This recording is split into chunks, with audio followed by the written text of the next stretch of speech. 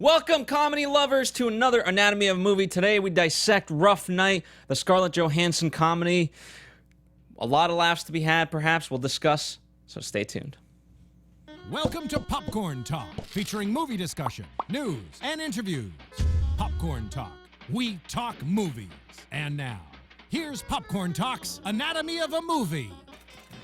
That's right, ladies and gentlemen. We have another amazing Anatomy of a Movie for you guys. And you know what? This sort of marks another milestone because it's been quite a while since a female director directed a female comedy. So we're going to talk about that. We're going to talk about tons of other stuff. But of course, before we get into things, a couple of the business items, as we say. Right off the bat, let me introduce the panel. We have the one, the only, Marisa Serafini, representing all the females today. Yes, hello everyone. As the token female on the panel, I'm Marisa Serafini. You can follow me on Twitter at SerafiniTV. And we have Demetri, who is who's representing the party squad. That's me. It's my middle name, Party Squad. He's got his Hawaiian shirt. However, he should have brought a Miami shirt because we're going to Miami for Rough Night. Aloha Friday. Oh, Spring break. yeah. And hey, movie fans. How's it going, Phil? Going well. Good seeing you. I'm Phil Svitek. Thank you guys for joining us. If this is your first time joining us, welcome. If you're returning, welcome back. A couple of items right off the bat. Feel free to, in the description box, we have a link to the rundown, so that way you can follow along with the various notes that we have, because we might not always get to everything that is within our rundown, but it gives you a little bit more. You know, we're sort of, believe it or not, just the tip of the iceberg, even though we go pretty in-depth. And secondly, we assume that you've seen the movie, so we're going to be spoiler-filled. If you do not want to have it be spoiled, then go see the movie. But if you don't care, then you know what? Some people are like that.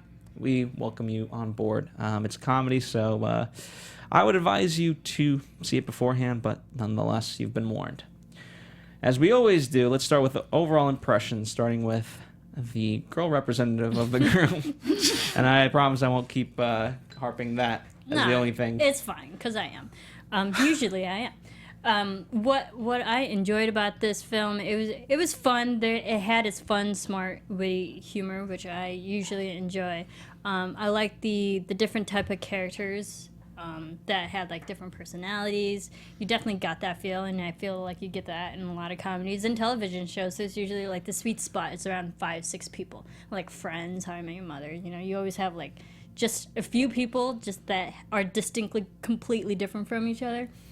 And you definitely got that in this movie. There were some characters that were too much, in which you can probably guess who I'm talking about. And there are some characters that I really just laughed the whole freaking time watching. I think tonally it was like well balanced throughout the whole film, and even had all the predictable beats of a friendship type of movie, and I enjoyed it. Demetri? Oh boy. Well, Rough Night for me doesn't even begin to describe my time seeing this movie, and I saw it at a matinee, mind you. This movie only took for me 10 minutes to make me angry. I really did not like this movie at all. Probably the worst movie that I'm going to say that I've seen this summer. By the first 10 minutes, I mean, this is a comedy which there was a gag setup at the airport, right? Where the women are all together. It's like, hey, we're going to be on this adventure. And one of them takes a champagne bottle out of their bag and pops the cork at the terminal in the airport, and everybody around them ducks for cover. Okay? And I was like, oh, okay, that's sort of clever. I get it. And then literally 2 seconds after that, one of the main characters literally force feeds me and tells me and describes the joke and says, oh, we're at an airport. And that sounded like a gunshot. And I'm like, really? You think that I'm that much of an idiot that I didn't get the gag to begin with? And from there on in, the movie was just a whole hour and a half of, get it? Get it? That's funny. Get it? We're all talking fast because we're on coke. Get it? Oh my God, we have bisexual swingers as our neighbors, and it'll come to a senseless plot point. Get it? And I'm like going, oh my head. It just bothered me right from the get-go, where there was just nothing really funny. And at some point, it made Weekend at Bernie's 2 look like a better movie. And that's Weekend at Bernie's 2. There was nothing original about the concepts of this story. Many times it was from movies that were far better. Also of movies that should have been worse, but it made those worse movies like Weekend at Bernie's 2 look better.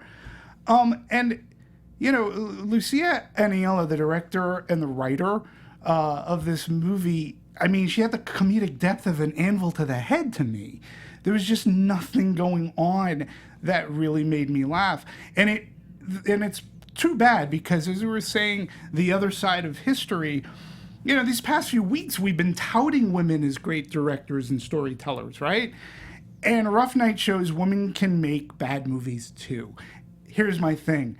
I don't want the studio system to look at this movie and be scared off of striving for that equality, because I do strongly believe that women can direct very funny, raunchy, rated R comedies. I brought it up before. People like Betty Thomas and Amy Heckerling can do it. I'm sure that there are plenty of women, including Lucia Aniello, can probably do it with better material. You know, so there have been plenty of bad movies made by men too. Studio system, get it? So there's my thing. Fair enough. Well, here, you know, I have a different viewpoint. I went into this, you know, we'll talk about the comparison, and there's actually I forget if it's Hollywood Reporter or Deadline or one of the sort of trade magazines in Hollywood came out with a comparison of what they call twin movies, comparing this movie to Girls Trip. And I actually saw the trailer for Girls Trip first, and I thought the trailer was very funny, made me want to go see the movie. And then I saw the Rough Night trailer, and it didn't look as good. And, you know, I will cop to it, make that comparison of, ooh, they look very similar. However, for me, going in to see this movie, I'm glad that the trailer doesn't do it nearly enough justice for me. I understand. I kind of get the idea that they're sort of, quote, telling the jokes, but to me, it's just more of they're self-aware enough to be like, oops, we made a mistake. And that's what I take it as in that regard. But wouldn't it have been better if they just said, whoops? Like, you don't have to explain the joke. I don't know. I was laughing anyway, so it didn't matter one way or the other. Part of it is maybe you went to see it in matinee. I saw it at night on a Saturday. Everyone was laughing. And so laughter, comedies in that regard, laughter is infectious. You know, in some sense, the fact that it got nearly a 50 on Rotten Tomatoes was a good sign for me, because comedies have been getting it rough. Like, if you get a 30, I'm like, okay, what a fantastic comedy we got on our hands. So 50 to me was... I can't argue with that at all. Although rough. I was unaware of the cinema score, which is apparently a C+. So, but overall, you know, I thought yes, the originality was not in the premise. The originality was in the way they conducted themselves, and I enjoyed it. And you know what? Whether it was Bad Moms last year, and I want Girls Trip to be equally funny and different, and I hope for that. And this was just something different. And number one, I love comedies, and I think there should be more just movies for women as well. And I think this fills those boxes, so I'm happy. I agree. I mean, but Bridesmaids is definitely a better movie. I think. I hated Bridesmaids, to be honest with really? you. See, and I don't know. I just think it was a funnier movie. I wasn't a fan of Very Bad Things, but this is Very Bad Things meets Bridesmaids meets Weekend at Bernie's, and it was just, there was nothing that these women did was unique and or different for me. And just because it was directed and written, co-written by a woman, didn't add anything. Oh, and I forgot, it's also The Hangover, and not the original Hangover. It made the Hangover sequels look better to me, and those weren't that great movies either. And I don't know, and you're right that the twin comedies we have, what's it called? What's the other one? Twin films. Oh, Girls Trip. Girls Trip, which I felt the same way you did. I thought trailer by trailer, side by side comparison, Girls Trip looked funnier to me. I I wasn't engaged in the trailer to this one because to me it already looked like I'd seen this before. I have no idea how Girls Trip's going to be now. Well, I'll cop to this fact. Like, we talk a lot about genres and genre tropes. You can literally have a genre just for movies where the prostitute dies or the stripper dies. Oh, yeah. And you know what? I've probably seen most of them, and to me, they're still different. They, like, literally, there's beats that you have to hit, but that, to me, I could probably name enough movies to create a genre out of this. Sure. So, but Marissa, I think it is its own genre.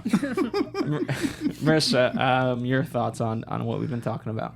Well, I mean, like, I agree. I think there were some, like, jokes that they played out funny, were actually delivered well because they are comedians. They can actually act and, like, do it funny. I think the jokes were, like, intelligently written out, and I think that's what made the writing pretty good. But it also made, like I said before, like, this movie in a way was kind of predictable too, because we've seen it from other movies. We've seen, like, oh, these two are the best friends. There's, oh, let's introduce someone new, which is going to break up that best friend dynamic. Like, we got that in this film. You had the strippers, like, oh no, like, what do we do? So, like, I felt like some of the running tropes were exactly the same that we've seen in others. But I think the individual jokes, if you, like, isolate some certain scenes, there were funny moments that I haven't really seen in a lot of films that I thought were well executed. Okay, I will say a positive. The wine tasting scene. The man, though. That was funny. That was totally stupid. out of left field and, Right. and amazing. It wasn't set up in the trailer whatsoever. No. And talk about, like, the sad astronaut. I'd never seen that plot point before. The wine tasting, it tastes like nostalgia. That line was actually very funny. And I didn't need it explained to me because I didn't need a character going, what's nostalgia taste like? Instead, you had the wine sommelier going, you're all right. And I'm like, that scene was funny. I'll give it that. I think what also made that funny is because you're seeing a bunch of guys who you're kind of, not to sound terrible, but you're kind of expecting the guys to be the rowdy ones. And, like, Right. because the girls are out of town, let's get crazy. Let's get drunk and do X, Y, and Z. And, like, they are the most chill, most, like, conservative, most, like, together group doing literally a wine and cheese tasting, and you're not expecting that. And I think that was the funny joke. Yes. Like, it's so ironic, it's funny. Yes. Yeah, that was funny for me right there. I absolutely enjoyed that moment, and we'll talk about Sad Astronaut at length, but that plot, I mean, I've never seen that before. That alone was worth the price of admission for me. Okay. Okay. Listen, I have an argument that will trump everybody, so don't make me pull it. Well, it seems like he's Not here. It's a family show. Okay. All right, but let's take a quick step back and talk about the development of this.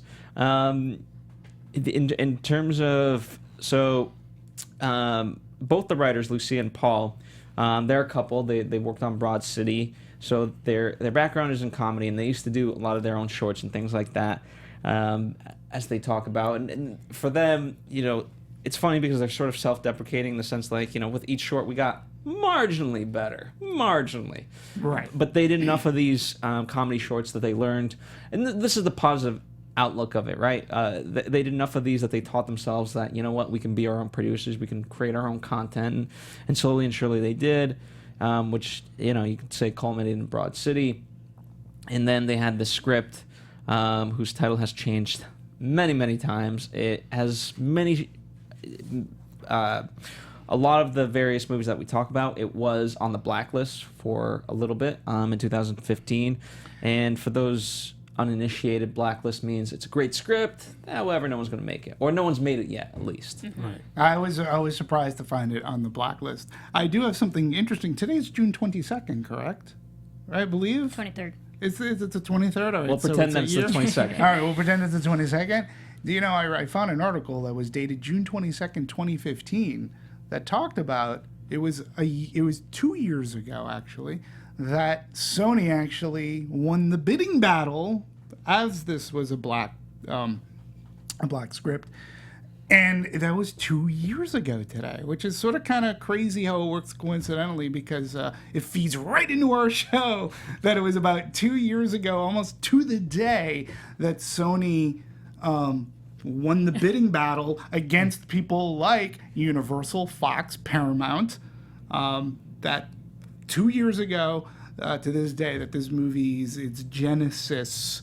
It was picked up by a major studio to be turned into a movie. And if you think about it, Sony had a rough year, not let alone a rough night, but they had a rough year with the whole, the email fiasco and then the interview, and all that. So, like, it's good for them that they were already gunning for this movie back then. Yeah. And, if nothing else, the positive outlook is that one of the things that we talk about, I'm not here to tell you necessarily that you have to love every comedy, but I do think we need more comedies just in general, and which will help elevate the morale. Not morale, but also the quality of comedies in general right now, because there's so few and far between that most of them aren't that great. Yeah, you and I, we've talked about this on a panel. It's rough out there. It's tough out there for comedy. And really comedy is so subjective too.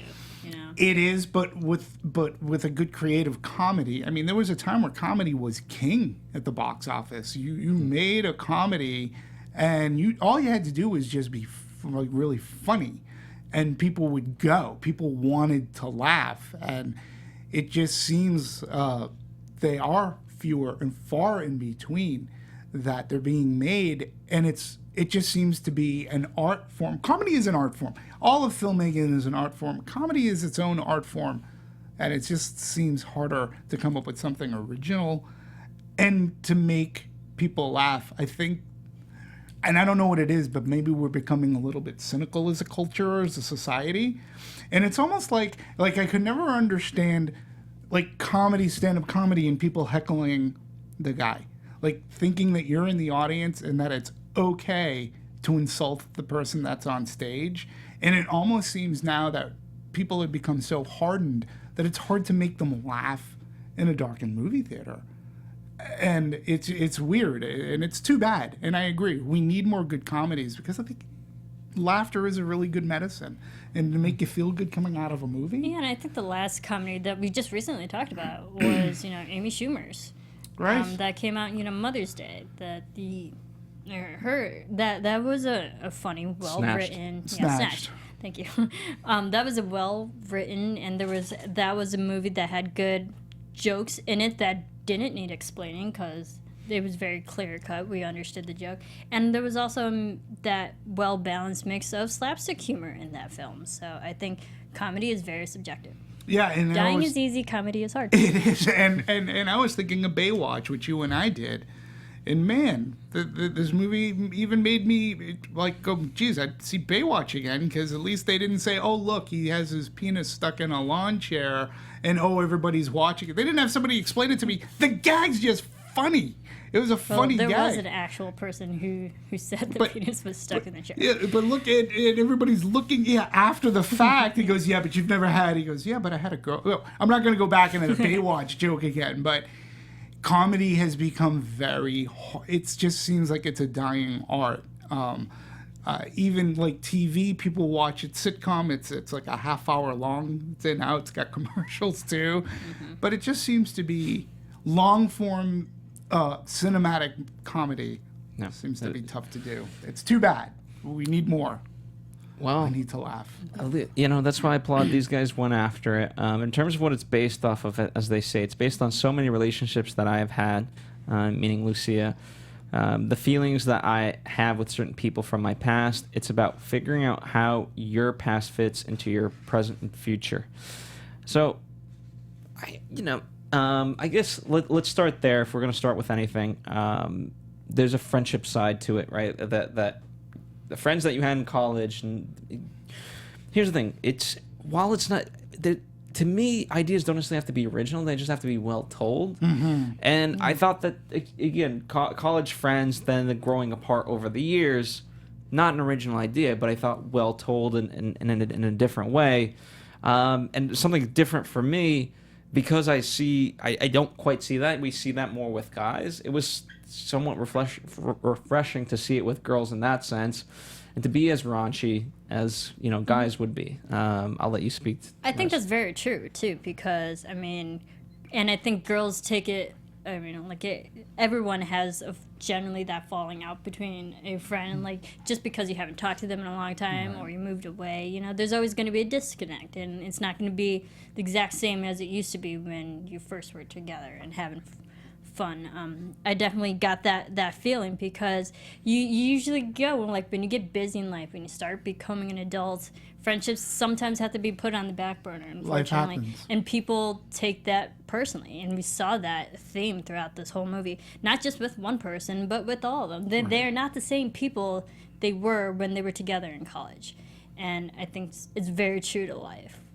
Yeah, if the one thing the movie does showcase is that friendship, but I think it also showcased that by the end of the movie, they were more like the people that they were in college. And I don't mean the responsibilities all stayed the same. She's running for Congress and such, but your persona may change when you go out of college and getting that job. And with the persona change, and like you said, life happens, but we still the core people. And I think another part, I'll try to make as many positives as I can. Towards the end of the movie, that persona that we saw, came out. Their lesson learned is yes, even though life has thrown us all this stuff and we've matured and we've got careers and wives and family, inherently they're still the same people that attracted everybody as friends in college, and they learned that through their rough night journey. So yeah, and even at the end of the movie, there was a moment where they were reminded of why they were friends to begin with, and that's what I enjoyed. They may have grown apart now and they're different and stuff, but the actual reminding, this is why we're friends. You did this when I was younger, blah blah blah. Enjoyed it, and that's why you believe this friendship, because they go back to their early days. Absolutely. I thought I don't know why, but when they showed the college scene and then the girl that takes a piss in the dorm room, I thought, oh, is she the fifth person? Right. How is this gonna work out? And I actually thought she was gonna be. I thought she was part of their friendship. She really wasn't a friend at all. Just a random. Yeah. Just a random girl that peed in the dorm room. Yeah, repeatedly, apparently. They're not again. Here she is again. I like that, because that also, when they introduce Pippa, that is also very true to life, because we grow up, we go to our different places in the world, and you do make new friends. And then, you do get jealous because, you're hanging out with them more than you used to hang out with me. But wasn't that's that very true. Wasn't that the crux of Bridesmaids? Mm-hmm. Kristen Wiig's character, and why she went to the wedding. Right, and and all that rot that comes with, she's got a new friend in life who's doing everything, and it just was a very similar theme in Bridesmaids. I don't think we saw them when they were young. That's the only difference. Well, but here, when it came to Kiwi, I'll just keep calling her Kiwi, even though it's racially insensitive. When it came to her, it's not like she was pretending to be the most amazing friend. They just happened to be friends, and she's like, okay, I don't put myself on a higher pedestal than any one of you guys. I'm just part of, she legitimately wanted it to be a group activity, versus Alice. She wanted it to be a duo, and everyone else was just in the way. Right. So, I get what you guys are saying in terms of Bridesmaids, but to me, that it's different. It's not like she wants to be the best woman at the wedding, or the bridesmaid. Yeah, the bridesmaid. Yeah, bridesmaid. That's it. That's the word. Sure. And that's the interesting part is when I look at it, they're kind of, none of them overall is a friend that sort of stayed day to day.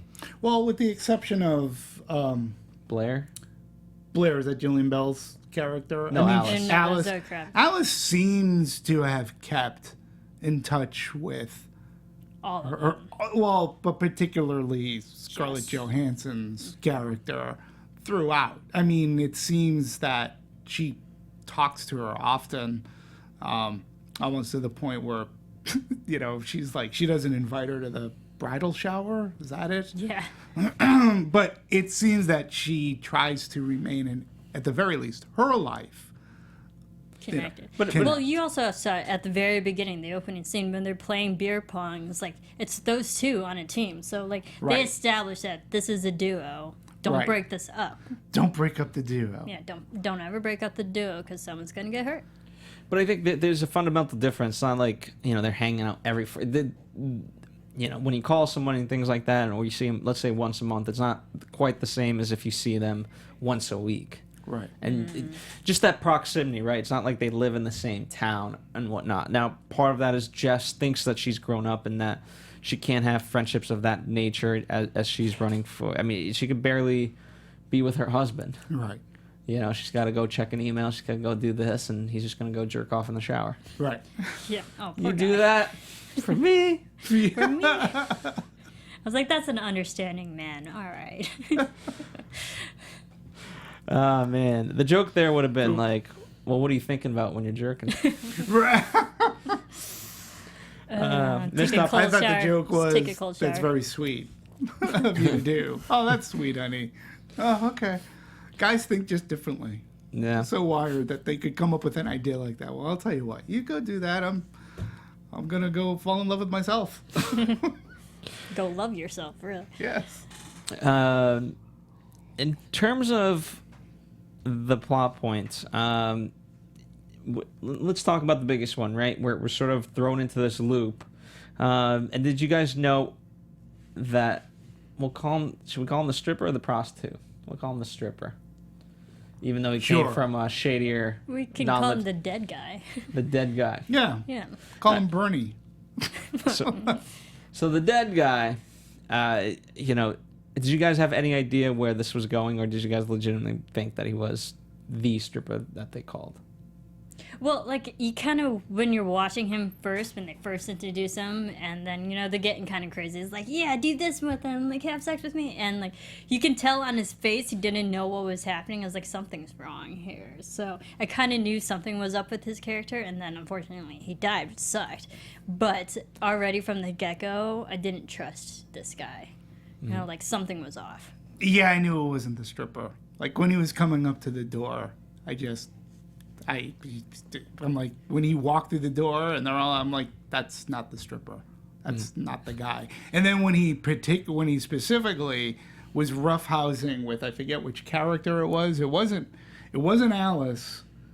It was some character, and he started I think it was Zoe Kravitz's character.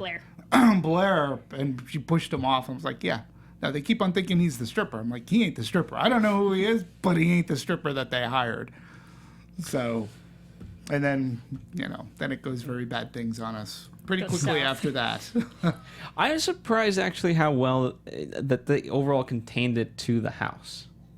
I thought for sure we would sort of move the body around a little bit more. Yeah, the house and the beach. And I like the house because the house had personalities despite, like, all the different rooms that they went in. Like, from the garage, because that was the only enclosed space, technically.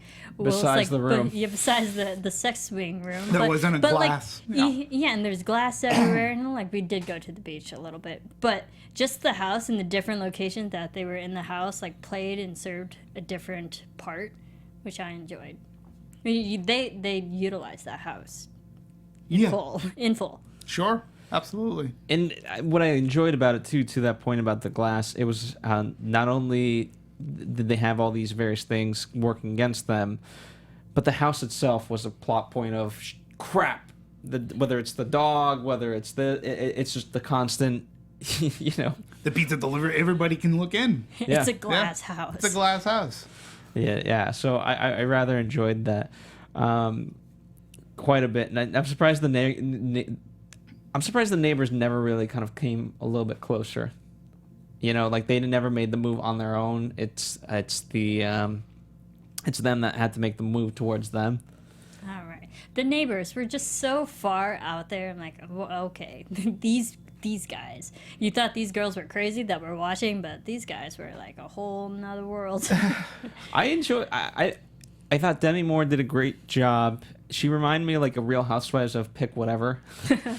And It's true. and That's funny. just the fact that she just so went along with it, and from the stories, as the stories go, it was her idea to be like, oh, let me put something on, and she puts on the sunglasses. And that was a funny scene, and in any other movie it would have been really hysterical. I mean, I thought that was, let me put something on, and the glasses come on, and I'm like, that's classic, like that's Demi Moore. That's something she would have done in an 80s, 90s comedy, and she did it with, well, there was no shame. Like, she did it with her bravura.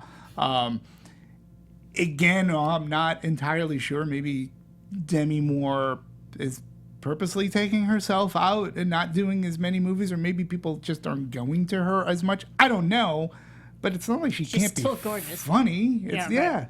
And I mean, it was a role I haven't really seen her in, so like that was kind of refreshing to watch. I was like, okay, this character is so out of her wheelhouse, which I enjoy. But with Ty Burrell character, like, he's the same quirky, weird guy from Modern Family. I was like, yeah, okay, this is within your wheelhouse, so I can expect this from you.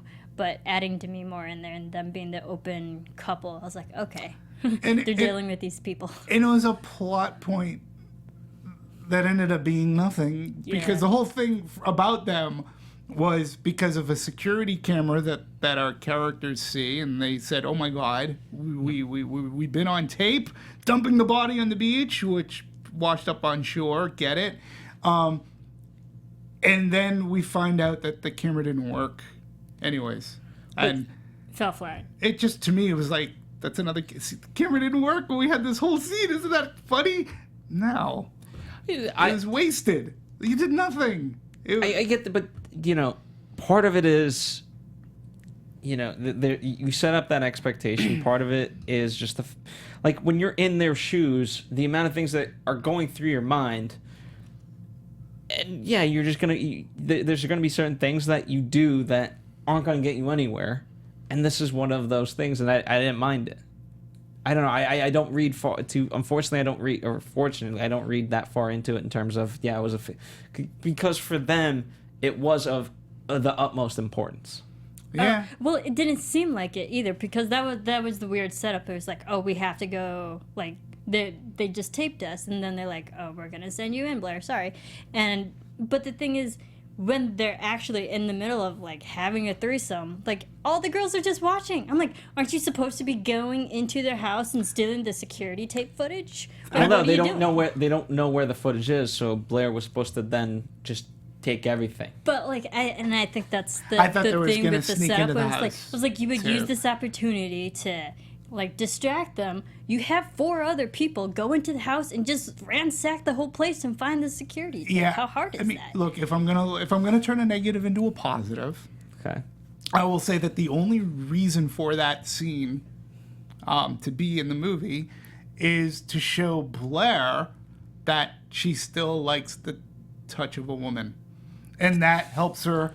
Well, I'm being serious, Yeah, no. and then Good that's setup. what, in a sense, reheats the Blair-Frankie relationship at the end. That makes her happy. Her marriage to a man obviously went south, but we don't know any history of that marriage, but they have a kid, and it just seemed to be that scene.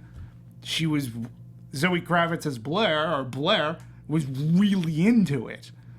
Like She loosened up. She loosened up.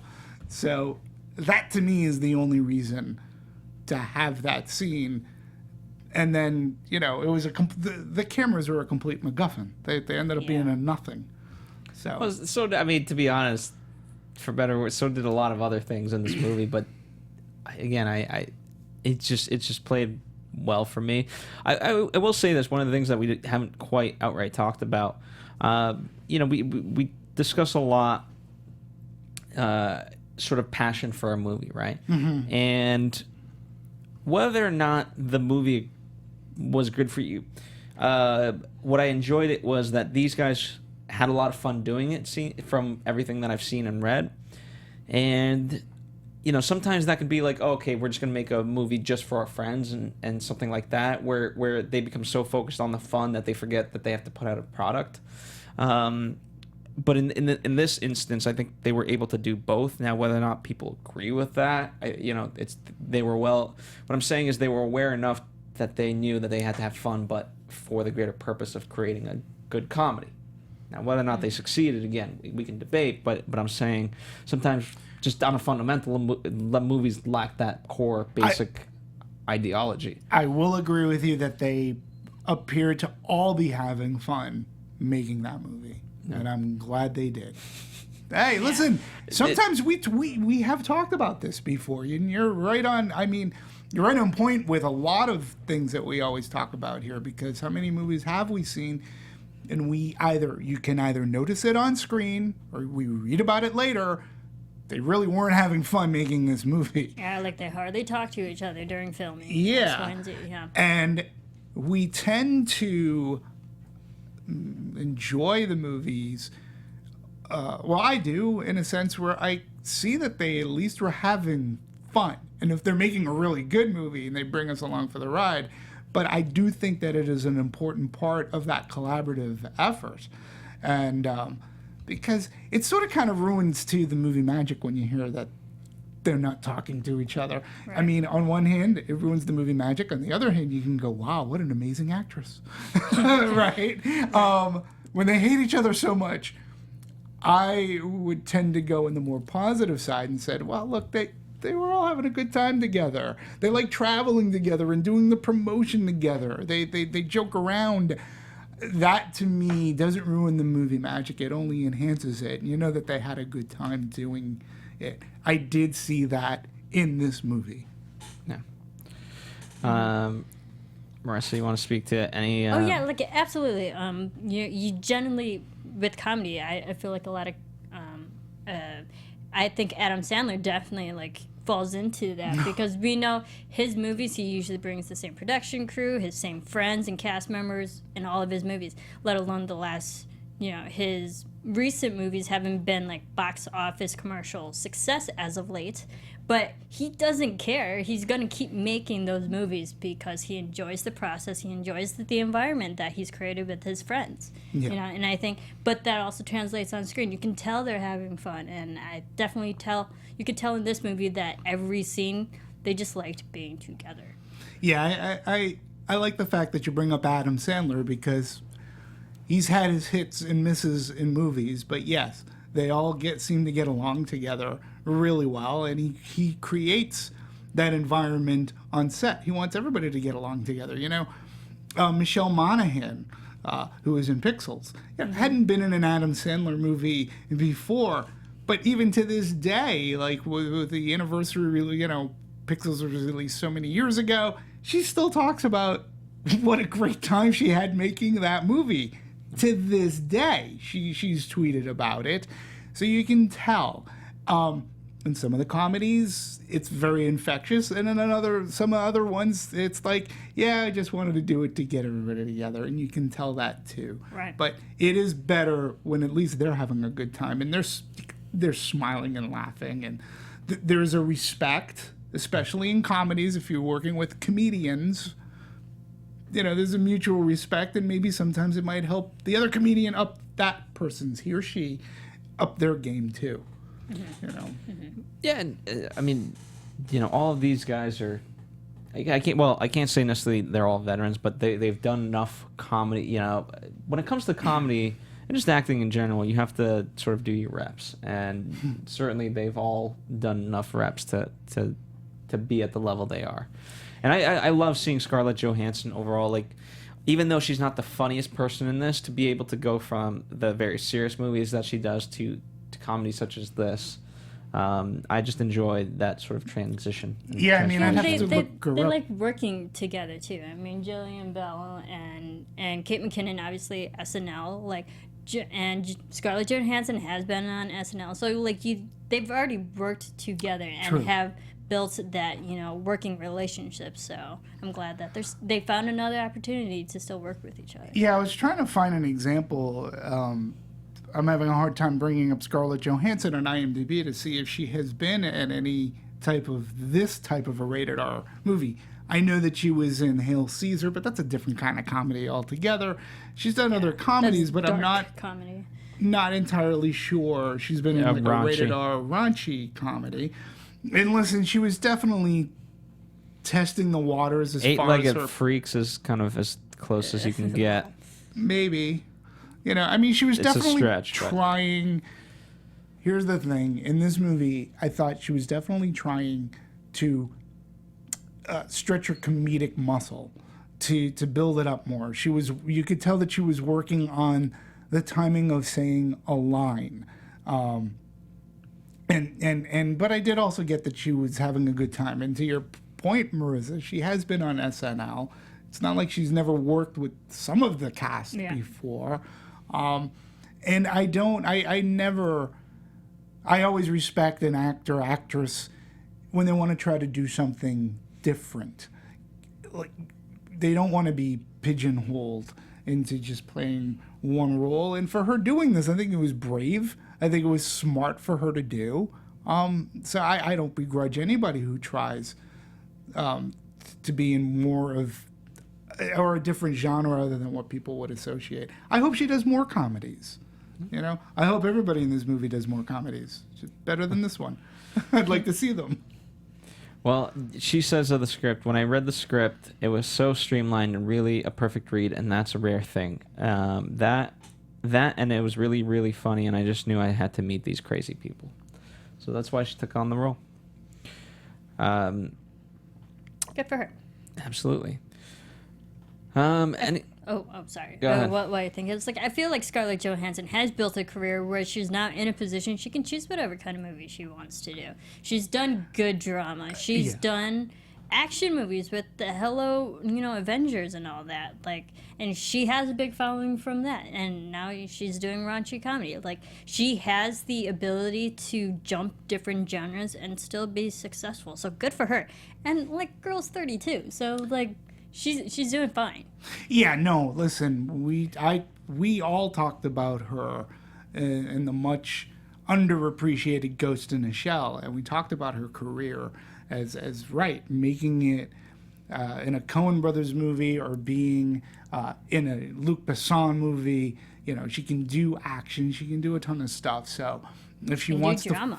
She can do drama very well, and if she wants to flex her comedic muscle, I got no problem with that at all. Like, go for it. She's definitely a shining example. She's an actress that's out there. She's being utilized. I think she should be utilized more. We shouldn't just stay to the core. She was willing to try and take chances. And that's important, I think. But you're right. She's also in a position where she can afford to take chances. Mm-hmm. So I don't begrudge her that at all. I thought... While a lot of the weight, you could say that fell on Jillian Bell and Kate McKinnon, I actually really want to applaud Zoe Kravitz for the various things that she did, because to me, the various things that she's done, whether Divergent or First Class, with the X-Men and so forth, I really finally got to see her a lot more, and I enjoyed her. I think she's got good talent. And I'm excited to see what she'll bring to the future in that way. You know, I'm glad you said that, and I'm glad you mentioned those other movies. You know, because they're like franchise pictures. But for some reason, in this movie, she looked like a fresh face. Yeah. You know, when you're in those other types of ensembles, you can get lost within story, within other characters. Well, Divergent's about what's the girl's name? Shailene Woodley. Shailene Woodley. X-Men is always about Charles and Yeah, but you don't go Magneto. X-Men and think. You're right. You don't go X-Men and go, oh, Zoe Kravitz was fantastic. This movie at least made her look like a fresh face to go, oh, I mean, and that I agree with you. And maybe from this, maybe she can get more roles too. Mm-hmm. You know, whether they be drama or comedy or maybe even action. Who knows? And I think the character of Blair, like, she was set up to be the most seemingly normal person out of all of them. Like, the most, like, she grew up the most out of everyone. She had a family she had to take care of. She got a, like, when we see her, she's in a suit. You know, she's like the most uptight, most normal person out of all of them. And to see her character slowly progress to literally open with the open, you know, neighbors and stuff. But you saw like how she was crazy when she was younger. It's like you believed it. She was the most like fairly normal person out of all of them. You know, and I'm glad you brought that up too, Marisa, because going back to what I had said earlier about how they learn about themselves and they learn that they are very much that the people they were in college is still with them as adults, because in college she has this relationship with again, forgive me for she has the relationship with Frankie. And one could chalk it up or make the argument that that was experimentation because it is college. But I think the movie really set up the fact that she grew up. Everything's not peachy keen for her because she is going through a divorce. We see her with the child, and the husband seems to be sort of a jerk. Like, you know, hey, it's 20 minutes into my time. Don't think I'm not noting that down or whatever.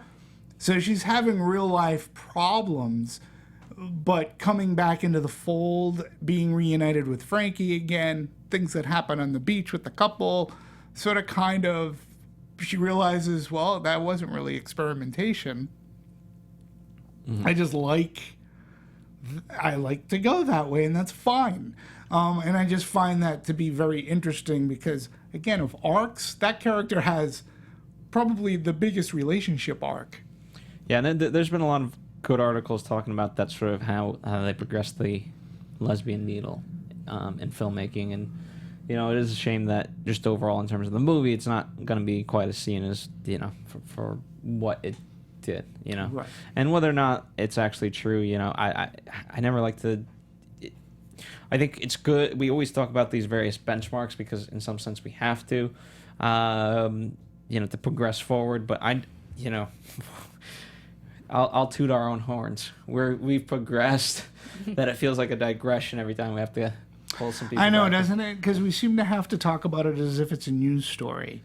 But, you know, in this case, it is a character development thing. Yeah. So, I mean, I think it's very natural. It's not that it's so written about that we're talking about controversy. We are actually talking about a legitimate plot point in the movie and how it does relate thematically to the movie about how they're still the same women in college just because they have responsibility and relationships and whatnot. Their inner core is they're good people at heart who are good friends and love each other. So regardless of sex. Now, one of the plot points I enjoyed and turned into a motif was the tampon. Hey, do you have a tampon bit? Again, because this to women that might be just funny in itself, but even though what I'm saying is maybe they've heard it before or whatnot and they've used it, to me it's just such a rare, like, hilarious thing that, you know, would have never crossed my mind. So to see it for me, it came out of left field and it was just the funniest thing. I think it was very smart being a woman.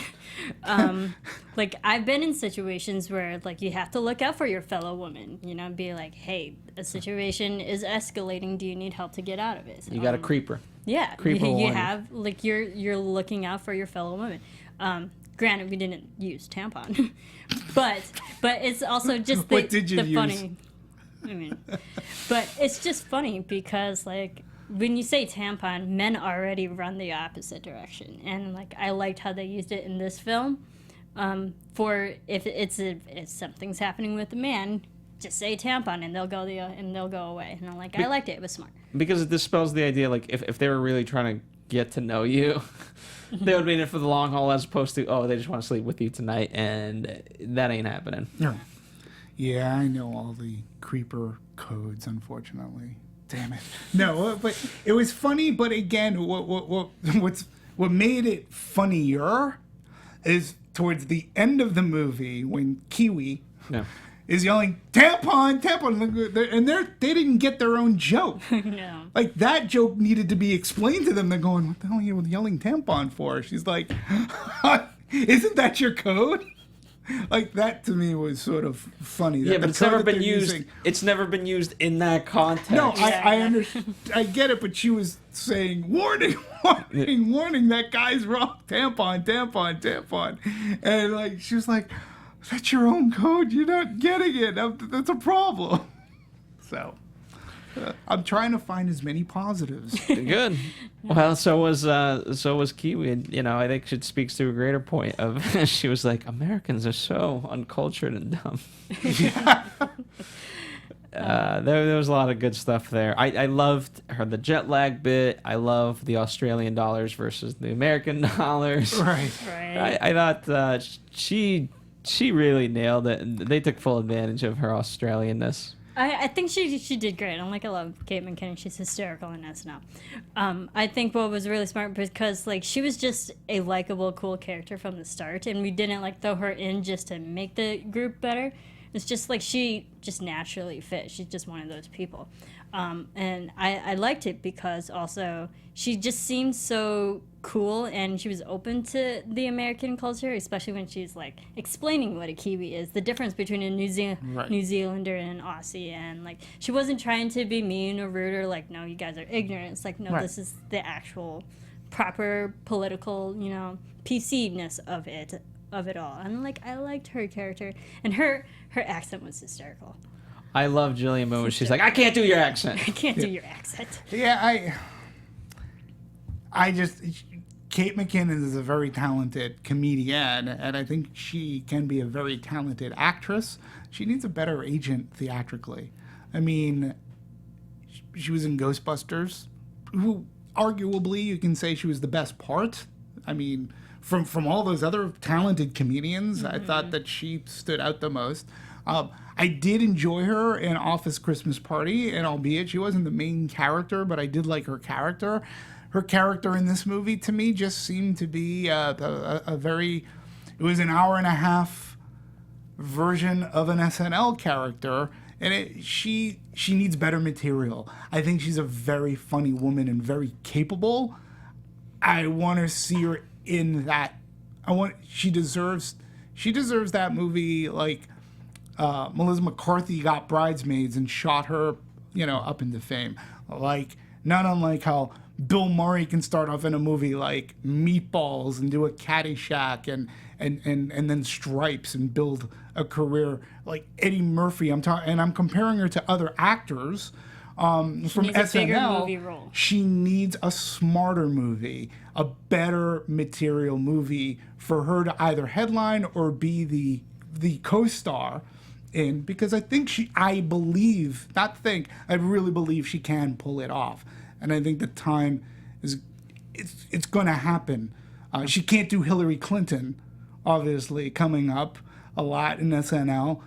And I think if you're stretching to be in this movie career, I think she can do it. I think she is a very talented actress and comedian. So I agree. And kind of a quick side note, when she remarks in the movie that they should cook the dead stripper, in fact, in Australia, Marcus Volk, a chef, murdered his transgender girlfriend. Here's some fun news for you. In an apartment in 2014, an ill-thought-out plan to conceal her body. He tried to boil her, dismember her remains in cooking pots. So, it's borrowing and making light of real-life situations. I don't know if they 100% pulled that joke based on this, but it apparently was a real thing. It's actually a plot point from an Alfred Hitchcock's Presents episode, to when a husband kills his wife and the police detective comes on over to investigate the crime. The husband has cooked his wife and has served it to the police officer, and by the end he leaves and he's like, he's innocent. So that was an old Alfred Hitchcock Presents episode. Well, It's been luckily, in a lot of television shows too. So. luckily in real life, they caught the guy. Not that it helps. That's disturbing, knowing that actually happened. Indeed. But in some ways, what's great is that comedy can shine a light onto the whole... Like, in the end, when they're like, we created a good crime. We could- I enjoy, like, oh, okay. I love how they in tried our- to what did they say? In justify their Miami, actions. it's considered a good crime. It's like, oh, okay. So I did like that aspect of it, that they regardless were still able to find a funny way to get all these horrific things across. Let's talk about the sad astronaut. Apparently another real thing. And this kicked off for me one of the funnier bits of the entire movie. Marisa, what did you think? We've been talking a lot about the girls, but now this is the guys' plot. I enjoyed this because I didn't expect this in the movie. I think this built up, what was his name, Peter? Peter more as a bigger character than I expected him to be in this movie. Because granted, you had the five guys, the five girls, but you couldn't expect that the boyfriend's going to be on the back burner. But I liked the story, even the slow dramatic build-up. I was like, this is what you gotta do, this is what happened. And it was so serious, and there was like a music swell and all that explaining. I was like, okay, get to that point. But it built up the Peter character. Like, he's so in love with Jess that he's willing to do anything, travel all through the night and drink how many cans of Red Bull and but it's illegal like, you just Russian gotta do it, amphetamines man. that were you just gotta do expired. it, man. And it made me like Peter way more than I thought I was going to in this film. Even Way though his more. dick was curved. Even though, well, they we know that for a admitted fact? Yeah, like, No, we're speculating. They questioned if it was, but it doesn't seem like it. But I liked it. It gave him a big storyline that I was not expecting in this film. Yeah, I mean, I was sort of expecting it only because not the sad astronaut, mind you, but they did play him up at the beginning. And if we are going to a bachelor party of wine tasting, he somehow has to factor into this. And then when they do the setup of, do you still want to get married? And she was gonna say something. She said no, and she was gonna continue on, but somebody took the phone and broke it. That's what she said. I just figured that, and then he kept on going back to him, going, she said, no, I got to do something or whatever. And the sad astronaut comes in and he pees in a diaper. Okay. Look, what blew that for me is him driving and he has the reefer madness mug on his face and he's like driving. And I'm like going, yeah, it's just not funny. You held on to this. I get the joke. He's on Russian amphetamines and Red Bull and he's wearing an adult diaper. The only funny part of the entire joke wasn't stopping at the gas station. It was the cop that pulls him over for the driving test and he does the gymnastics on the thing. And the cop's like going, that was amazing. I just wanted you to walk a straight line. I'm still going to give you a speeding ticket though. Could have gotten way worse than that. I mean, I agree. Once we get to the wine tasting, then it kind of it sets up certain things. However, up until that point, to me, he was a forgotten character. Much like in Hangover, we're not going to see him till the end, till we get to the wedding. And so that in itself was a different twist. And yeah, again, once we come back to the wine tasting, I agree with you. Then the wheels are turning of how they're going to do this. And I enjoyed the ride, literally and figuratively. And for me, the gas station scene was a spectacle to behold. I felt that scene was like 2 minutes too long. Yeah. It went for a long time and he was trying to get money and like now getting like the two guys to help him out and then eventually helping each other out. I was like, okay, I get it. It was like, you can leave. You have your money and then like these guys. But come on, if you're at a gas station at night and a guy comes up to you wearing an adult diaper asking to wash your windshield, like I'd stop my gas. I'd get the hell out of there. Right. Like that joke went on for far too long, and I wasn't buying it. And I don't know. Listen, I've seen. I like the. I know. I'm in LA. I've seen it too. And you know what? I get the hell out of there. I don't stick around. Anthony, who's our engineer, look up. Literally, just type in "creepy gas stations." Oh, you would Lord. be surprised what exists out there. That's why I don't go to those gas stations. I don't either, Plus it's except when bad. you're driving to Vegas and then you're Plus out of gas, and the next gas plus it's station's bad 30 gas. miles He's away. yelling. Like I I, love it thought, when I he thought yells. the gas station was funny. It just felt like it was a long. couple of minutes too long. Yeah. Fair enough. I don't take that away. All right. Well, let's move on to overall. We've talked about the various things, and I'm sure there's story plots, but rather than basically summarize the jokes and things of that nature, let's move on to more of the production side of things. Sure. Demetri, you actually found a lot of great tidbits. Starting off with our cinematographer, Sean Porter. You want to give us a little bit of insight on him and as to why they chose him? I thought that was great. Yeah, I thought it was pretty cool too, because he was a younger guy.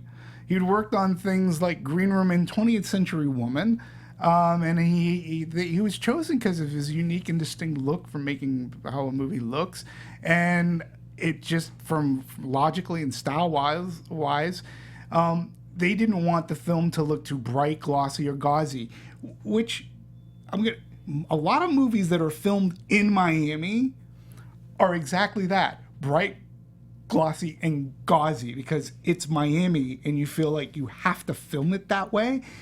Even the house, which could have been like, if it didn't have the glass windows, it could have been like all white, pink flamingos. It wasn't. Well, that's what it kind of looked like when they first get there during the day, and all it's like bright and sunny, and all the walls are white. The floors are white. The tiles are white. It is, but if you watch a lot of movies that take place in Miami, even Melissa McCarthy, what was the one with Jason Bateman, and it's in Miami, like there's Identity Theft. Yeah, there's like pink flamingos. It's like obviously they and it's very Ride bright Along and 2 near. takes place in Miami, I Yeah. believe. And you can tell, but Sean gave it an edgy, fresh, funny, unique look, and he did add a little bit more grit to it. So if it wasn't Miami, they could have said it was. They could have said Pebble Beach, or they could have said it anywheres, and I would have believed it. So I only knew it was Miami because they told me they're going to Miami. So yeah, and I like the fact that they chose, a guy who's working his way up. He's a younger guy. Obviously, he has a good eye. So that's cool too. And to do a comedy, you do have to light it.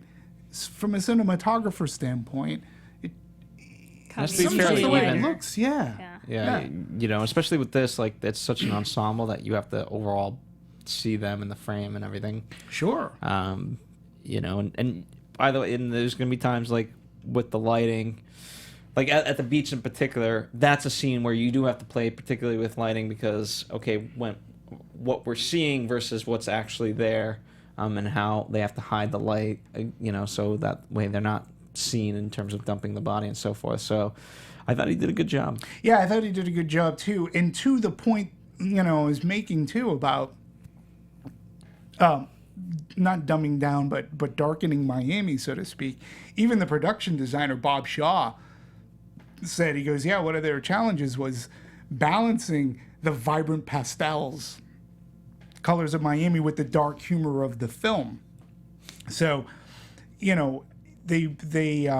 you couldn't help but notice that half the buildings were lit with pink neon, right? And the other half are lit with a blue or aqua neon. So this in general tone like our logo. It's inescapable.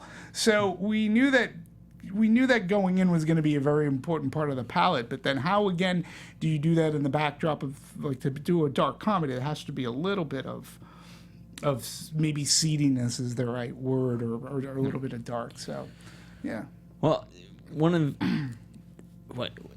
I thought they did a good job of neutralizing the overall setting, and then they were able to, we'll talk about costuming, but just even speaking of production, all the props that they use with the penis stuff.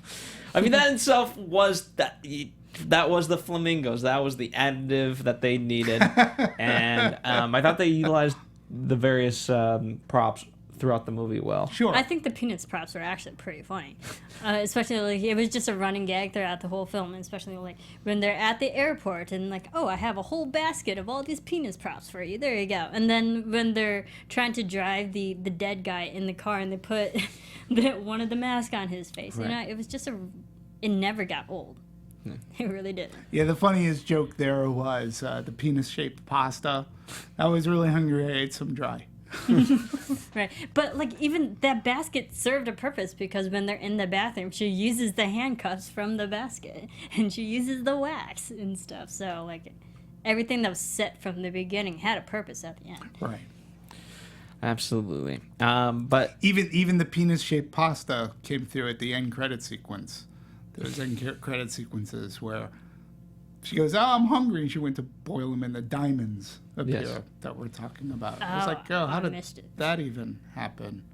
Okay, that doesn't make any sense at all. But well, sure, okay. At this point, I was already, speaking of that, just as a side tangent, what was the song that she was singing? Remember, she's at the piano recital and she's saying, "Sometimes when you kill a dead guy," or whatever. I forget, but I thought that was a funny moment. Just as Jess wins Senate. No, I don't know. don't know. Check it We out. can find it. But let's transition into the costumes, because when we talk about that tone, we have various great quotes.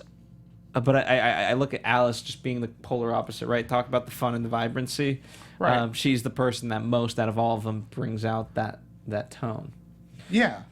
But we actually have a pretty good breakdown of each of the characters. Yeah, and Alice had to be opposite of Jess, even though they're quote unquote like the best buddies. You know, she's the one that planned the weekend, and you can tell that she's obviously the looser of the two. And you totally get the costume and the color palette because Scarlett Johansson, who's a politician, is also wearing a pantsuit type thing. But even when Pardon? she changed for that night when they were out for Right. dinner, she was in A that little red more dress. yeah, and she is a little more conservative, and that's one thing. At least at the beginning of the movie, she was very concerned about appearance because she kept on saying, "Guys, I'm running for office. I really shouldn't be doing this." Where Jess is anything goes. I'm a school teacher. I planned this. What will the I'm kids here to think? have fun. Yeah. Alice. Yeah. What will the kids Alice. think? Yeah. We've talked about Blair's look, but let's talk about Frankie's look. As the costume designer points out, that based on the Wall Street Occupy movement, that's what kind of gave them the ideology for her. I think that was such a funny dichotomy especially when she's got the megaphone and she's saying like, "Hey, just text me if anything goes wrong." You got a cell phone? You have a cell phone? Well, and going to that too, her look was purposely done to be a combination of music festival meets Greenpeace meets Woodstock. So it's a mishmash of get the that. militant-inspired clothing for her, a la vintage Levi's. So, and she fit the part of that, militant Occupy Wall Street. Do you have a job? Well, what was it? Well, being a Full-time activist. a full-time activist, yeah, is my full-time job, but no. It doesn't pay that well. I definitely got the activist type of personality from her. She's also known for Broad City, and I've only seen like one episode of that. But she looked the same of her character in Broad City, so I don't think it was really out of her wheelhouse. She didn't look different from what I've seen her on screen. Yeah. That's it. In terms of, one of the things I was shocked about was to learn that the college scene was added later and was shot sort of later on in the process. That was not part of the original Yes. script. And the reason I say shocked, because it's so integral to setting them up in all the various ways, even down to Frankie and Blair with the boob costume. Yeah. Stops and We're it together. was, That's funny. and it was just funny. He kept staring at the boobs. Yeah, I don't understand. It's like the epiphany came, and they even, or Lucia even admits that it changed the DNA of the movie. Had we started off seeing these friends in the 10 years later, like in the now as opposed to the 10 years ago, to me that completely changes the dynamic, because that flashback scene ends with Alice saying, and even Jess to an extent, well, our kids are all gonna play with one another. We're gonna be best friends forever. And that was said there, and then 10 years later, that 10 years, a lot has happened, and they've changed, and we learn they haven't really been together, and I don't think... Close. Yeah, only one of them has kids, and they're going through a divorce, and she didn't even tell anybody that she's having this divorce, so like they keep life the got in the private way. things. Yeah. They keep a lot of things private, with each other. They withheld a lot of information. It would just when you're doing a movie that's based on comparison, it's tough to have a comparison when you don't see that comparison. Yeah. So I agree with you guys. And it was added. So apparently, if you're thinking about a script, that wasn't in the original script. It just started off in present day.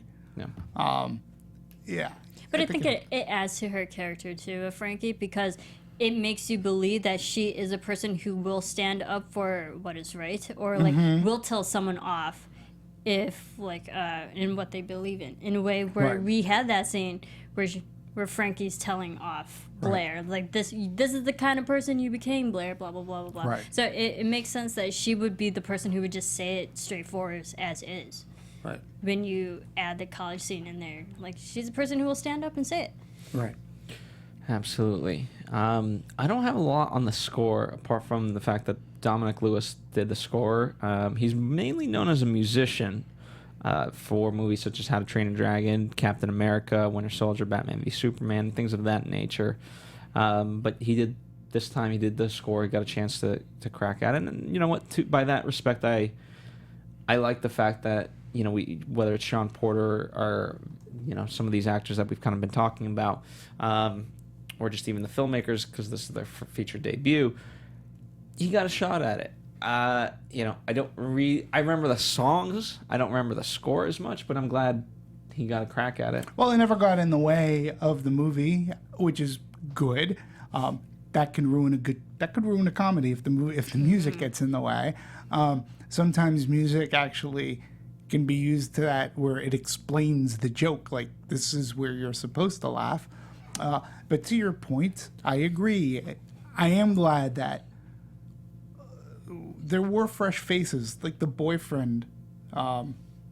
Peter Peter. is Lucia's boyfriend. Yeah, Paul W. Downs.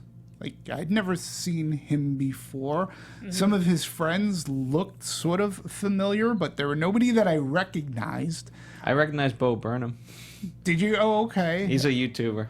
Oh, all right. Well, I don't know who he is, but I recognize Dean Winters. He's the Mayhem guy, and he was also somebody's girlfriend. Yeah, he's the Mayhem guy, and so there were some recognizable faces, but for the most part, outside of a lot of our characters here, Jillian Bell is in a ton of comedies. Like she's not a household name yet. I mean, No, I would but say she's- Rebel Wilson. yeah. She's in Rebel Wilson's shadow. I would say. Would you say that? I totally disagree. got a Rebel Wilson feeling. I was like, okay, she's the big loud character that's like, okay, it's only funny for the first 5 minutes, and then it becomes too much. Yeah, well, I'm not going to disagree with you there, but to her career, she was in 22 Jump Street. Don't remember. She was the villain. Like I thought I liked her a lot. She was also in Office Christmas Party she was funny there. She was also in The Night Before. She was also in Fist Fight. She's been in a lot of movies within the past couple of years. Like I've recognized her, so maybe I'm a biggest fan. I mean, I think she's funny. This was the first movie I saw her in where her character annoyed me, but that's the character. Oh, she was so annoying. But Alice I was like, oh my god, okay, she's that character. I it played only- into it, out that's of, out of all those movies that you just listed, I've only seen one, and I don't remember her. Sorry. But it seems like all those movies, 22 Jump Street, Night of X, Y, and Z, like they're all the same type of raunchy comedy humor. Like, has she gone anything outside of that? Is she only known for the raunchy comedy? I don't know who Jillian Bell is. Yeah, I mean, She wasn't memorable, and honestly, she was. I want to forget her because she was so annoying in this movie. well, her character was annoying. I mean, okay, I mean, she was in Goosebumps the night before, Fist Fight we talked about. Rough Night. I'm just looking up all her other movies. 22 Jump Street, Night Before we mentioned. She played Seth Rogen's wife. I think the disconnect is I don't think she's a household name yet. No. You know? But she's very recognizable, I think. I mean, she's definitely one of those character actresses who's in comedies that, I don't know, she's... Like, when I see her now, I recognize her. I've recognized her since, I guess... 22 Jump Street? Going back to 22 Jump Street. She was a voice in The Angry Birds. She's been in Portlandia. Like I said, Goosebumps, Night Before. Gravity Falls, she was there. She was also in Inherent Vice. She's getting up there. She's utilized, like you said, in raunchy comedies. But... Well... so let's talk about the box office. I was really hoping for sort of a Bad Moms type of box office number. Unfortunately, that's not what we got. We came in at number 7 overall in terms of the weekend, and projections were initially 10 to 14 million. Ended up somewhere in the 8 million range. 8 million. Mm-hmm. So... Ironically, I have this in my notes. It was released on Father's Day weekend. Good time to release a women's raunchy comedy or bad time? Well, they couldn't go Mother's Day because Snatched was coming out. I am going to blame a lot of this. Believe it or not, listen, Sony has not had a good couple of years, and I still think that they're dealing with fallout. They've since have a new head of film president who came over from Fox. I still think that Sony is trying to find their way. They have a lot different problems than Paramount had. Paramount lost a lot of franchises. Jim Giannopoulos, good Greek guy, who also he was partnered. Right now, the name of the guy that runs Sony, I forget his name. They were paired up at Fox. Jim Giannopoulos went to Paramount. This other guy, he's been at Sony now. They're still trying to find their identity, and they're having a hard time. They really are. Well, also you have to, one of the things you have to look at is when you talk about the movie studios in terms of fixing something. It's not like if I'm hired today, then in 2 weeks, all right, great, we're gonna do Captain. We're gonna do. I mean, how many years does it take to make a movie? Like, we're going to have to make the movie if that's the direction we're going in. And then, boom, if that's wrong, then I get fired and then someone else inherits my thing. You don't see the fruits of your labor for years until after. Agreed. And it's also this, like, the timing of the year's beginning of the summer now. And, like, this would be counter-programming to Cars. Cars is a big Disney movie that just came out. And, like... I'm trying, and it's also like Wonder Woman is still out, and people are going to see that for the second, third time.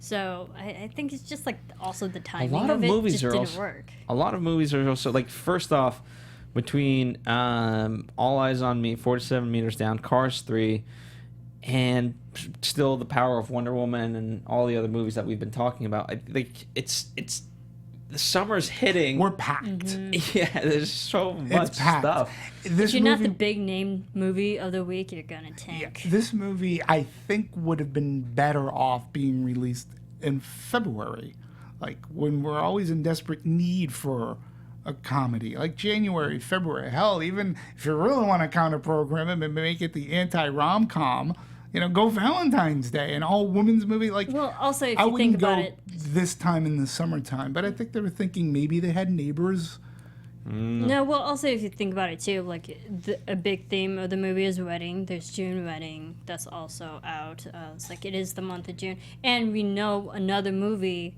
with the same type of premise, 5 other girls going crazy for a weekend. Like it could be because they just wanted to be out first before that movie. So. Well, I would have picked that's why I would have picked definitely much earlier in the year. This other girls' night out movie is coming out Girls Trip. It's coming out in a few weeks, I think, or maybe within the next month or so. And that's good. Hollywood does this all the time, and usually no one wins. Like, remember when there were like 2 Hercules movies in one year? The Rock was in one, and was it Jason Momoa maybe in the other? And we'll talk about it, but I think that movie will actually do really well. Which one? Girls Trip. It could, yeah. I mean, it has potential. This one had potential too, But there is something that I want to bring up, and it's not necessarily about the release, but I want to call shenanigans because Lucia was in an interview, and I found this in, of all places, Cosmopolitan magazine. And she was asked... Of all places. That's like because, the main because get-go for women. That's the woman's Bible. But yeah, I get it, but they're Demetri talking about surprised why he was reading it. Yeah, I'm surprised why I was reading it. No, as part of the research, she does a... But they're talking about a raunchy comedy in Cosmopolitan, and a question was asked, like, did you have any pushback from the studio about anything being too raunchy? And her response was nice. She goes, what's nice is we wrote it before we sent it to studios. I was just talking about the word raunchy before because actually raunchy, I think, usually means like blue humor, like scatological or whatever, which isn't really in this movie. I'm like, really? Scatological in what sense? Yeah, well real. Demi Moore was going down on Zoe Kravitz. Not raunchy? Really? Okay, penis jokes and tampon. Really? Sad astronaut and meth and blowjobs? Really? Like, do you know what you wrote? Like, that to me, that quote, and I'm not misquoting, that to me says you really don't understand that. Maybe you don't understand what raunchy comedy means because you have it all in this movie. It's rated R because it's raunchy. Like, you made a rated R raunchy comedy for women. And for you to say, well, I really don't think it is. This is what it blue. It was very blue. And I'm not talking the Miami color palette. So I don't know. If you're saying that, I don't think that's raunchy. It sort of kind of is, though. Right? I mean, I looked at it as raunchy. I'm not offended by it. I feel like this movie has all the checklists to make this movie as a raunchy movie. Definitely. Yeah,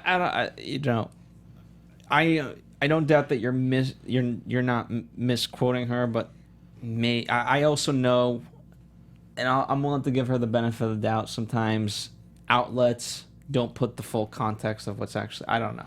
Agreed. So they might have put that quote out of context. Right. I don't know, but. Yeah. And usually for my research, too, I don't get something from Cosmopolitan. It has nothing about it being a woman's magazine, but I'm not usually quoting Cosmopolitan when we're talking movies. I didn't mean it in a bad way. It's just weird because, like, there's a lot of dirty stuff in Cosmopolitan. Just the magazine alone, let alone this movie. Yeah, let alone this movie. It makes sense. That quote would be in Cosmopolitan. Yeah, it should have been like, you like Cosmo? You're going to love this movie. Yeah, every Cosmo I've seen is about, how to have better sex. Oh, trivia. Just in different ways. So it has been about 20 years since there was a rated R comedy directed by a woman. Does anybody know what that movie was? 20 years ago. Ooh. Jeopardy. That's like late 90s? Jeopardy. I don't know. Let's see. You will know it. I can't think of it at the top of my head. I know I had to research it. I have Bridget Jones' Diary 2001 was the last rated R comedy to be directed by a woman until Nancy Meyer stumbled into an R rating in 2009. That's what I put in there. I love Nancy Meyer. She is my favorite director of all time. Yes. So A very popular makes sense. female director. Oh my too. god! And like at the beginning of this film was a Nancy Meyers trailer for Home Again. I'm really excited to talk about that film. Oh, I didn't see that trailer. Oh, I I didn't totally get that did. one on this. But yes, Bridget Nancy Meyers Jones's is my god. Bridget Jones's Diary. Ah, yeah, A 2001. romantic, 2001. there you go. And before we Great start film. wrapping things Such a up, great film. It's a very good romantic comedy. we have a video, correct? that Yeah, you we would like do. to highlight? We have we have a good behind the scenes. It's cool It's cool. because we actually see.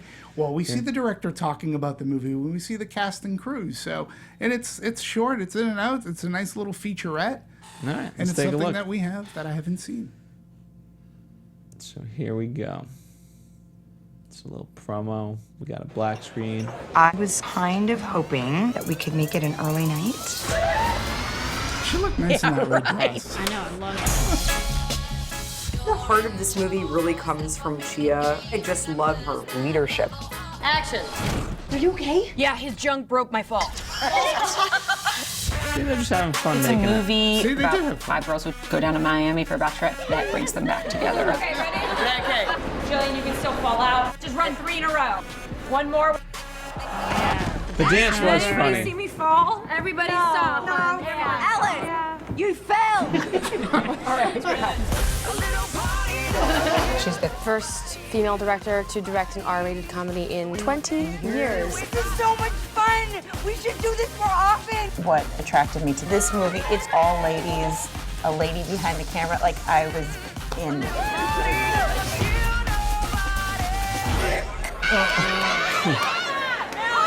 I love how she wants to take it It's again. comedically ingenious. She is the best. She is a true visionary. How are you alive right now? By the way, that's sweet of Peter, but I'll her take boyfriend, to say that. Well, what's next? Here's the thing, like, no, and I mean that in the best of ways, like, but I will say I have a very strong, like, to be a true visionary, we got to get a couple of movies under your belt before we Yeah, right. call you a true visionary. Like I've never heard of Lucia until this movie, so I've heard of Nancy Meyers. Yeah. I own every single one of her films. All right, final thoughts on Rough Night. This was funny. I think there were some moments that could have been cut shorter on some things that didn't need explaining, but I did like that there was that balance of slapstick with good writing plus good execution of some jokes. Overall, it was funny. I think I'll only really watch it once, but not again. Okay. So. Yeah, I'm not going back. It doesn't. As far as comedies go this year, it's for me, Fist Fight's still the funniest comedy. Which I mean, there hasn't been a lot, in fairness, but this isn't. This is slowly but surely killing comedies, and I don't know what we have. I saw a couple of trailers. You know, there's the Will Ferrell. Oh yeah, Father's Day 2 or House. Father's. Our house or the house or something. yeah. else. They got to start a casino. So Well, there's House. Well, there's that the Will Ferrell The House with Amy with Poehler. Amy Poehler, But I was yeah. talking about the one with Mark Wahlberg, Daddy's the back. sequel. Daddy's Yeah. home. Daddy's Home 2. You know, which looks funny, but it's a sequel. I don't know. It's we'll see. I'll still keep going. I still want to laugh. I still think that comedies are an important genre throughout society, and I really do think that they can help with everything that's going on. People need to laugh. I agree. There you go. Well, there you have it, guys. Let us know what you thought of the movie if you saw it. We enjoy your commentary. We love discussing movies with you guys. You guys have been absolutely fantastic. And also, in the meantime, at D Movies 1701 for Demetri, Panos, ladies and gentlemen, and of course, our resident female Marisa Serafini at right. Serafini TV. That's right. Not ironic for a movie show whatsoever. No. And follow us here at the Popcorn Talk, at Movie Anatomy. We've got tons of stuff coming down the pipeline for you. We're going to be talking about Transformers. Which I saw, and I live to tell about it. I'm here. Look at you. It was rough. It was rough going, but I'm here. Was that a rough And I night saw for it you? yesterday. So we'll talk about it. I really want to do 47 meters down in some Me way, shape, too. or form. So we'll figure out how to do that. The Big Sick might be on the roster, but certainly Baby Driver, Girls Trip that we've been talking about, and of course check out Speederman. Home Again when that comes out. Check out our past episodes as well. We've covered comedy in the past. If you love that genre, we've covered other genres as well. So definitely go through the archives as well. If you can't wait for the future ones, because there's plenty of things to keep you occupied. 350 shows. Absolutely. 375. Look at that. All right, guys. We'll see you next time. Bye. Bye, all.